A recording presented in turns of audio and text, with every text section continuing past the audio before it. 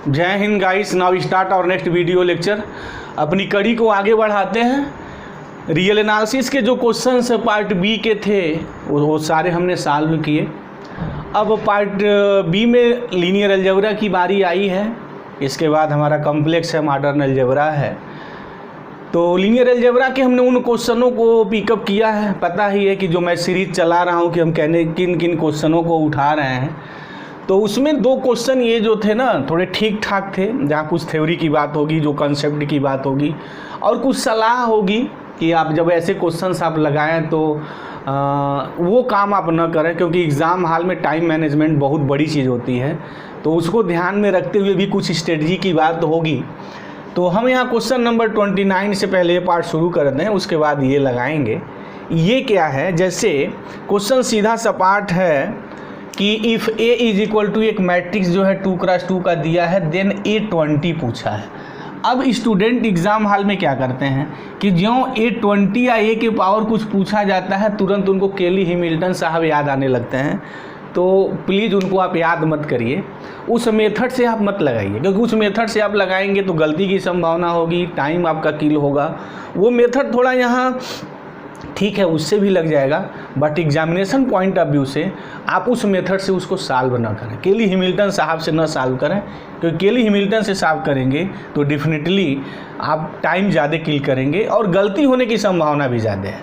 तो क्या method adopt करें जब भी ऐसा कोई क्वेश्चन आपको सॉल्व करना है? तो सबसे पहले आप तो निकालेंगे ही निकालेंगे इसका कैरेक्टरिस्टिक पॉलिनोमियल क्या है।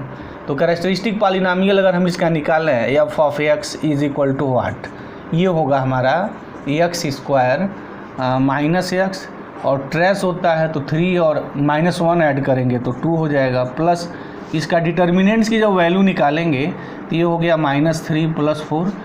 यानी ये जो हमारे पास कैरेक्टरिस्टिक पॉलिनोमियल आया एक्स स्क्वायर माइनस 2x और +1। अब क्या होता है, केली हैमिल्टन इसको सेटिस्फाई करता है। ये यूज करके बहुत लोग इसको लगाते हैं, आप ऐसे मत लगाइएगा। यहाँ A20 निकालना है ना, जो भी पावर निकालना हो, जैसे A20 निकालना है तो आप x20 ले लें, ऐसे जो भी हो निकालना हो। अब क्या करिए, इससे इसको डिवाइड करिए। तो जो डिवीज़न, जो रिमाइंडर जो थ्योरम कहता है, जो 9-10 से पढ़ के चले आते हैं कि जब आप इस पॉलिनोमियल को इससे न इस पॉलिनोमियल को इससे डिवाइड करेंगे तो क्या आएगा, x20 is equal to quotient होगा इनटू जिससे आप डिवाइड करते हैं जो डिवाइज़र है, प्लस रिमाइंडर होगा। तो रिमाइंडर क्या होगा ज़रा देख लीजिए। अगर आप सेकेंड डिग्री पॉलिनोमियल से डिवाइड कर रहे हैं तो जो रिमाइंडर आएगा वो लीनियर आएगा, लीनियर इन एक्स आएगा, मतलब फर्स्ट डिग्री बचेगा।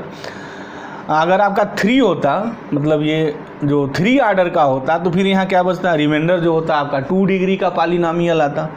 तो यहाँ एक्स स्क्वायर है तो जो रिमाइंडर जो बचेगा वो मैक्सिमम एट मोस्ट 1 डिग्री का पॉलिनोमियल होगा, या रिमाइंडर 0 भी हो सकता है। इन जनरल हम क्या लिखेंगे, जो रिमाइंडर होगा 1 डिग्री ऑफ द पॉलिनोमियल।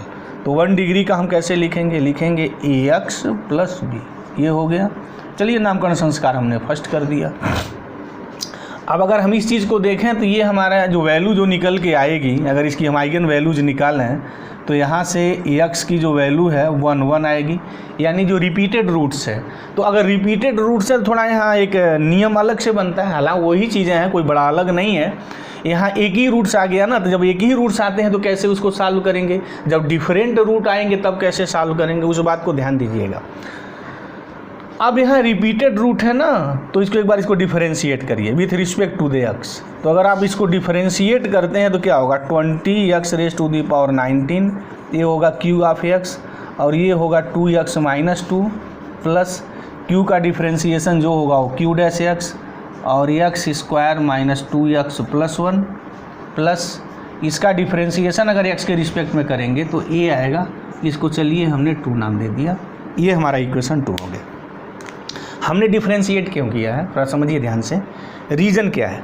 अगर रिपीटेड रूट्स है तो आप डिफरेंशिएट करेंगे। जैसे एक बड़ा हमारा जग प्रसिद्ध रिजल्ट है कि अगर हमारे पास एफ ऑफ एक्स कोई फंक्शन है, कोई भी पॉलिनोमियल है, और f' x आप निकाल लिए हैं, अगर खुदा न खास्ता एफ ऑफ ए और एफ डैश ए की वैल्यू दोनों सेम हो जा रही है तो ये रिपीटेड रूट होते हैं ना, कि फंक्शंस की जिस पॉइंट पे वैल्यू हो फर्स्ट डिफरेंशिएशन की उसी पॉइंट पे सेम वैल्यू मिल जाए तो वो रिपीटेड रूट में आते हैं कि दो वैल्यू सेम होगी।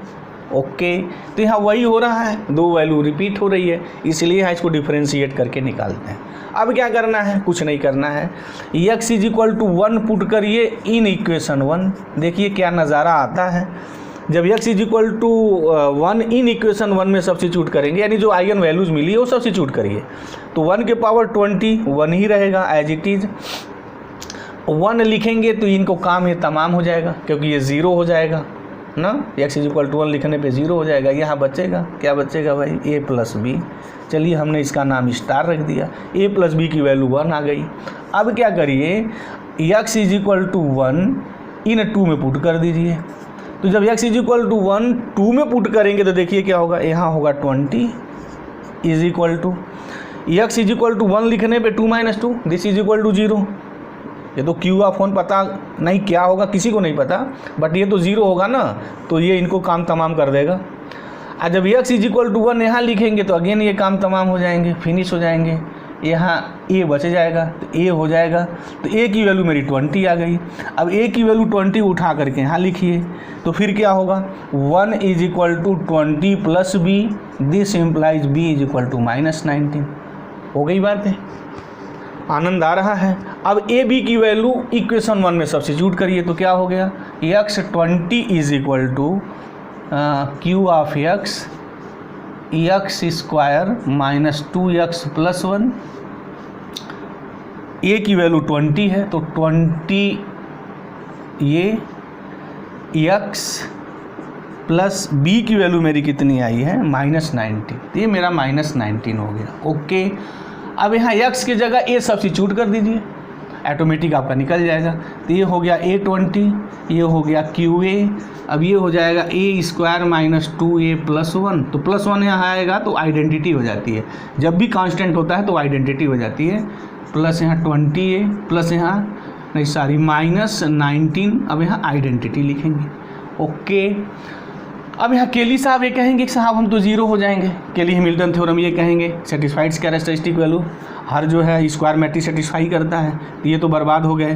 क्या हुआ, फिर a20 हो गए, यानी तो ये सिनारियो से आउट हो गए, 20 ये हो गया प्लस -19 आई हो गया। अब बस वैल्यू निकाल लीजिए, 20a का मतलब कितना हुआ, इस a को आप 20 से मल्टीप्लाई करिए तो क्या आएगा, देखिए ये हो गया 60, ये हो गया -40, ये हो गया 20 दूना 40 और ये -20। ओके, -19 आई का मतलब हुआ कि 190019 दिस। चलिए 60 में से अगर 19 निकालेंगे तो कितना आएगा भाई, 41 आता है, और -40 में से 0 जाएगा तो -40 ही बचेगा। 40 में से 0 निकालेंगे तो हो 40 ही आएगा, और -20 और -19 सबको पता है -39 आता है। हो गया, अब देख लीजिए आपका ऑप्शन सही है। अब तो रस्म अदायगी रह गई कि कौन सा ऑप्शन सही है वो देखना है, तो इसमें जो 2 था वो सही होगा, this is the right one. तो चलिए कोई बात नहीं, हमारा यहाँ लगाने का उद्देश्य नहीं था कि हम ऑप्शन को सही करें, ऑप्शन तो जग प्रसिद्ध है क्या है क्या नहीं है। आप कैसे लगाएंगे एग्ज़ाम हाल में कैसे लगाएंगे, कैसे इसको आप ट्रीट करेंगे, वो उस आइडिया की यहाँ बात की गई, और एग्ज़ाम में आप यही मेथड अप्लाई करेंगे। वो केली हैमिल्टन साहब मत आप अप्लाई करिएगा, अगर वो अप्लाई करेंगे तो फिर आपका टाइम ज़्यादा किल होगा। हमें टाइम लगा थोड़ा लगाने में, बट आप जब उसको लगाएंगे तो उतना टाइम नहीं लगेगा ना, क्योंकि हम यहाँ समझा रहे हैं, लिख रहे हैं, ये सब चीज़ काम कर रहे हैं, आपको टाइम नहीं लगेगा। अब वैसे भी कैलकुलेशन थोड़ा फास्ट होना भी चाहिए इस स्तर पे, तो कैलकुलेशन जितना फास्ट होगा उतनी अच्छी चीज़ है। अब इस क्वेश्चन पे आते हैं, देखते हैं इस क्वेश्चन में क्या कंसेप्ट है। इस हमने जो ये क्वेश्चन लगाया, इस क्वेश्चन में जो कंसेप्ट था सिंपली ये था कि जब भी ऐसा कहीं ए के कोई मैट्रिक्स दिया हो, ए के पावर पूछ रहा हो, तो apply such type of the concept, इस कंसेप्ट को ही आप अप्लाई करें, तभी एग्जामिनेशन हॉल में आपको खुशी मिलेगी। अदरवाइज केली हैमिल्टन साहब से लगाएंगे तो फिर टाइम भी जाएगा, गलती होने की संभावना भी बढ़ेगी, फ्रस्ट्रेशंस भी होगा, तो ये सब काम न करें। चलते हैं क्वेश्चंस को अब देखते हैं। ये बड़ा अच्छा क्वेश्चन से सेट किया गया था। क्या है यहाँ जो क्वेश्चन है वो ये है कि let A be n n cross n matrix, ठीक है चलिए, स्क्वायर मैट्रिक्स है such that the set of all its non zero eigen values has exactly की बात आई है आर एलिमेंट्स। मतलब कि ये जो स्क्वायर मैट्रिक्स है एन ऑर्डर का है तो निर्विवाद रूप से एन आइगन वैल्यूज होगी। अब कह रहा है कि साहब जो एन आइगन वैल्यूज है उसमें से एग्जैक्टली आर जो है नॉन ज़ीरो है, बाकी क्या है? तो ऐसा हम नहीं कहेंगे बाकी के बारे में नहीं कहा है, नहीं साहब बाकी के बारे में कह दिया। जब ये नॉन जीरो कह दिया तो बाकी बचा क्या? नॉन जीरो के बाद जो बचता है ना वो ज़ीरो बचता है। ओके, कोई प्रॉब्लम? जब हम कह दें कि नॉन जीरो है तो फिर दूसरा नंबर कौन बचेगा? वैसे नंबर 3 ही होते हैं, पॉजिटिव है, निगेटिव है या ज़ीरो है। अब यहाँ नॉन जीरो दोनों बात कह दिया ना वो, तो जब दोनों बात कह दिया तो फिर एक ही ऑप्शन से बचा, तो फिर वो ज़ीरो होने की संभावना है। हाँ, नॉन जीरो में आपके कॉम्प्लेक्स नंबर्स भी आ सकते हैं तो भी कोई प्रॉब्लम नहीं है क्योंकि वहाँ ज़ीरो होना है, तो जीरो रियल हो या कॉम्प्लेक्स हो तो एक ही हो जाते हैं, तो वो कोई यहाँ इशू ही नहीं बनेगा। अगर कोई इशू भी बनाना चाहेगा तो जीरो पे क्या वो इशू बनाएगा?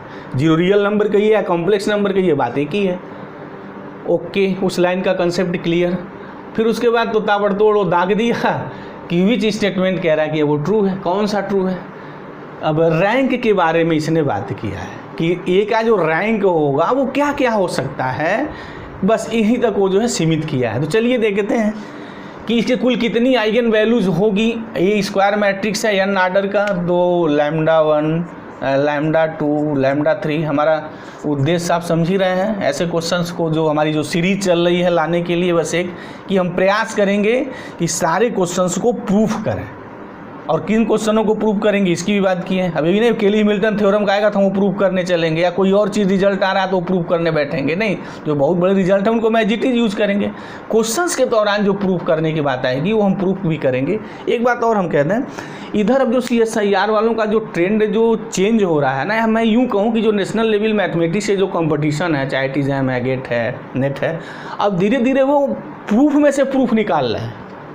पहले क्वेश्चन ऐसे नहीं थे, पहले बहुत सारे क्वेश्चंस काउंटर एग्जाम्पल हेन तेन फलाना ढेमाका लेकर के लगते थे। अब इधर जो देखने में आ रहा है थोड़ा ट्रेंड चेंज किया है लोगों ने पेपर सेट का, और पेपर सेटिंग की जो टेंडेंसी आई है वो प्रूफ में से प्रूफ को निकाल के पूछ रहे हैं। तो चलिए कोई बात नहीं। यहाँ हमारे यहाँ लैम्डा 1 लैम्डा 2 आर भी है तो लैम्डा आर भी लिख दिया, lambda r plus 1 and arts 1 lambda n, ये है आइगन वैल्यूज। कह रहा है कि यहाँ से यहाँ तक साहब ये ज़ीरो नहीं है, बाकी ये ज़ीरो है, तो ये ज़ीरो है, ये ज़ीरो है, ये ज़ीरो है। तो कितने ज़ीरो हैं? n minus r zero values है, और ये नॉन ज़ीरो है हमारे। अब नॉन ज़ीरो क्या वैल्यू है पता नहीं, जो भी वैल्यू हो। तो रैंक कैसे निकालेंगे? देखिए इस टाइप क्वेश्चन जो है ना, वो जो हमारे 2 स्टेट में जो क्वेश्चन जो एग्ज़ाम हुए थे 30 नवंबर 2020 में, इस पर क्वेश्चन बना था और क्वेश्चन को हमने सॉल्व भी किया था। और हमने वहाँ बताया भी था कि जब आइगन वैल्यू ज़ीरो हो, अगर वहाँ भूल गए हो तो अगेन यहाँ ध्यान रखिए, इस ट्रिक को बहुत काम आने वाला है, आपको बहुत टाइम बचाएगा। और दूसरी बात है कि जो तमाम तरीके के एग्ज़ाम हॉल में कन्फ्यूजन्स क्रिएट होते हैं क्वेश्चन दे करके, वह ये कंसेप्ट एक लाइन में फिनिश कर देगा। तो कंसेप्ट क्या है? अगर आपसे रैंक पूछा जा रहा है किसी मैट्रिक्स का और आइगन वैल्यू ज़ीरो दी हुई है, तो अगर आइगन वैल्यू ज़ीरो दी हुई है तो उसके जियोमेट्रिक मल्टीप्लिसिटी और अर्थमेटिक मल्टीप्लिसिटी वाले रिजल्ट को एक बार ज़रूर आप यूज़ करिए। अगर आप यूज़ करेंगे तो कम से कम एक प्रूफ आपके पास आ जाएगा। देखिए कैसा प्रूफ आता है। Always keep in mind this fact and concept. जब भी आइगन वैल्यूज एक ज़ीरो दी हुई हो ना, तो जब आप रैंक पूछा जा रहा हो तो AM और GM का कंसेप्ट यूज करिए। क्या है कंसेप्ट भाई? कंसेप्ट ये है GM का कि GM of zero, geometric multiplicity of zero less than are equal to AM of zero. ये तो बातें होगी। फर्स्ट, ये तो किसी आइगन वैल्यूज़ के लिए है। सेकेंड कि GM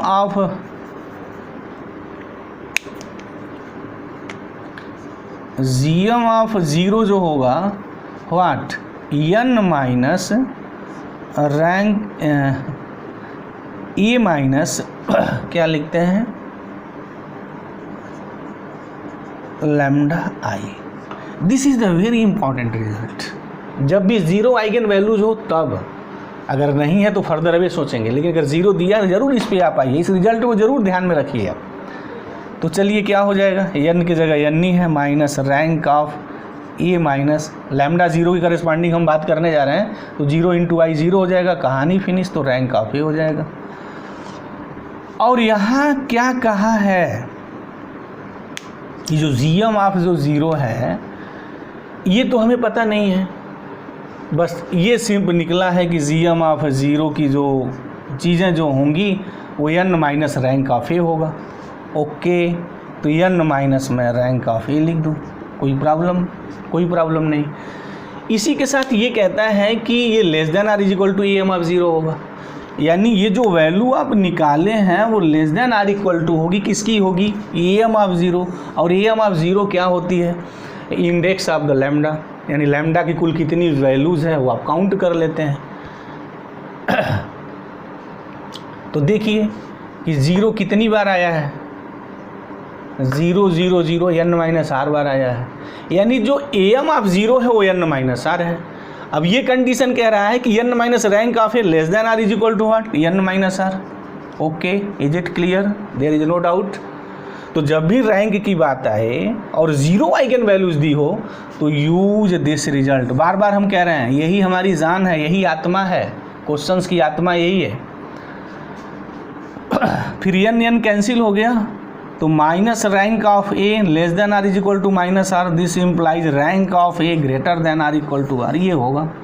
अब वो क्या लफड़ाबाजी करता है, क्या वहाँ बदमाशी हो रही है, कहाँ कहाँ गेम खेली जा रही है, क्या फ़र्क पड़ता है, rank of A greater than are equal to r हो गया है। अब देखिए ऑप्शन क्या होगा, जो भी होगा ग्रेटर देन आर इक्वल, या तो आर होगा या आर से ग्रेटर होगा। अच्छा आर क्या है, आर हमारी नॉन ज़ीरो आइगन वैल्यूज़ है।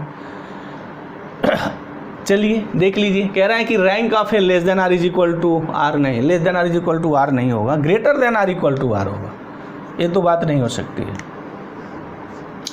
If R is equal to zero, अगर आर ज़ीरो हो जाए, आर ज़ीरो होने का मतलब क्या है कि जो एग्जैक्टली जो आर वैल्यूज है ये भी ज़ीरो हो जाए, बाकी तो ज़ीरो है ही है, तो फिर तो वो ज़ीरो मैट्रिक्स हो जाएगा, तो कोई फ़र्क नहीं पड़ता है। तो rank of A greater than are equal to zero होगा हमारा वहाँ। तो जीरो तब होता है इफ़ एंड ओनली की वहाँ कंडीशन है, जब वो जीरो मैट्रिक्स हो, नल मैट्रिक्स हो, नल मैट्रिक्स का ही रैंक जीरो होता है। बाकी कोई मैट्रिक्स रैंक नल मैट्रिक्स के अलावा अगर आप लिखते हैं तो उसकी eigenvalues greater than zero ही आनी है। तो if R is equal to zero then rank of A less than N minus one, ये बात 100% दावे के साथ थोड़ी कह सकते हैं, ज़ीरो भी तो हो सकता है, राइट। अगर वो हमारा मैट्रिक्स जीरो हुआ तो दिस इज़ द ज़ीरो हो जाएगा, और rank of A less than zero minus one तो वो सॉरी वो तो संभव नहीं है, दिस इज नॉट पॉसिबल। ये आर जीरो का मतलब rank of A greater than are equal to zero होगा, वहाँ वो रिजल्ट होगा। बी तो यही प्रूफ ही दे दिया, थर्ड प्रूफ ही दे दिया, rank of A greater than are equal to r, कहने की ज़रूरत ही नहीं है, ये तो पक्का हो गया। जब पक्का हो गया तो कन्फर्म हो गया। वो ये क्या है, ये तो एक बार और भी पूछा हुआ है ऐसे ही, नेट वाला एक बार और भी क्वेश्चन ऐसे बना है, ए स्क्वायर है distinct non zero eigen values, नहीं, कोई ज़रूरी नहीं है कि हो सकता है 1 हो माइनस 1 हो नॉन जीरो में, तो इनका स्क्वायर करेंगे तो 1 1 हो जाएगा, फिर वो डिस्टिंक्ट फिनिश हो जाएगा। तो ए स्क्वायर डिस्टिंक्ट होगा इसकी कोई गारंटी नहीं है, कोई श्योरिटी नहीं है, हो भी सकता है नहीं भी हो सकता है। तो जब कोई श्योरिटी नहीं है तो कैंसिल हो जाएंगे, जो ट्रू होना है उन्हें न करना है। तो प्रूफ तो मेरा यहाँ हो ही गया, ये तो एक तो ऑलरेडी वो सत्य है, बी का है एक ही सही है, तो ये तो ऐसा ऑप्शन तो लिखेगा नहीं कि जो कंट्रोवर्सी खुद ही क्रिएट कर दे। बहरहाल ये भी हो जाता है, कंट्रोवर्सी भी क्रिएट कर दी जाती है, और हमें लगता है जब कंट्रोवर्सी क्रिएट होती है तो एग्ज़ाम हॉल में स्टूडेंट का जो टाइम है ना वो बर्बाद होता है, किल होता है। इसलिए वो प्रूफ थोड़ा समझें, इसलिए मैं बार बार कह रहा हूँ। क्यों कह रहा हूँ कि वो प्रूफ करने का ज़्यादा से ज़्यादा प्रयास कर रहा हूँ। हर क्वेश्चन उनके लिए नया होना चाहिए, ये नहीं कहीं सोल्यूशन पाए आप देख लिए बस हो गया, वो ऑप्शन उसको रट लिए यही होता है, नहीं, हर एक ऑप्शन को आपको प्रूफ करना होगा। अगर आपको मैथमेटिक्स सीखनी है तो हर option you try to proof this. आप उसको बस कहीं देख करके ऐसे लगता है मत करिए, नहीं तो फिर आप तो कोई मतलब की चीज़ नहीं है। बाकी इसका निकालना न निकालना this is the by product of this. तो मुझे उम्मीद है इस क्वेश्चन के पीछे जो लॉजिक और कंसेप्ट रही है बात बिल्कुल क्लियर हो गई होगी। बावजूद इसके अगर कोई डाउट है कमेंट बॉक्स में जाइए, कमेंट करिए, हम स्वागत करते हैं, उसका जवाब देंगे। तो थैंक यू गाइस, जय हिंद।